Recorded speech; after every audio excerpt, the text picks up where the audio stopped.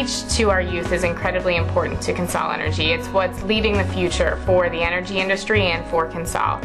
So we take a lot of different approaches. No matter if we're at a county fair, if we're at a fishing tournament, we try to weave an element of energy education into every special activity we do. And we try to present the information in a way that the public can really embrace. Junior Achievement was a perfect fit because it allowed us access to the classroom, to these students, in a way where our employees could explain what we do, be very transparent about our energy operations, answer questions, provide information, and be very accessible to these students. As your teacher said, we work for CONSOL Energy. We're in the gas division of Central Pennsylvania Gas, and our office is located in Indiana, PA.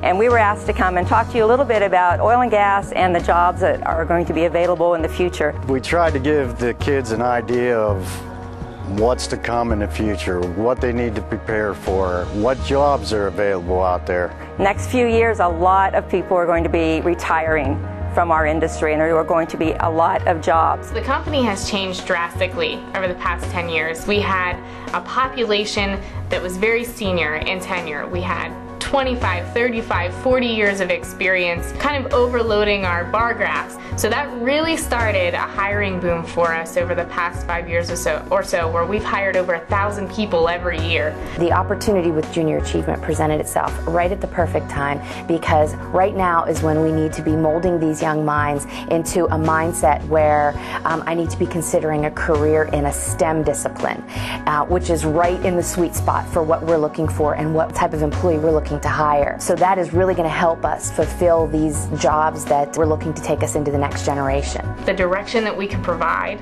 for students now and tell them there's a growing industry, that there is a defined need for the resources that we're producing, that's a phenomenal opportunity, and that's something we shouldn't let pass us by.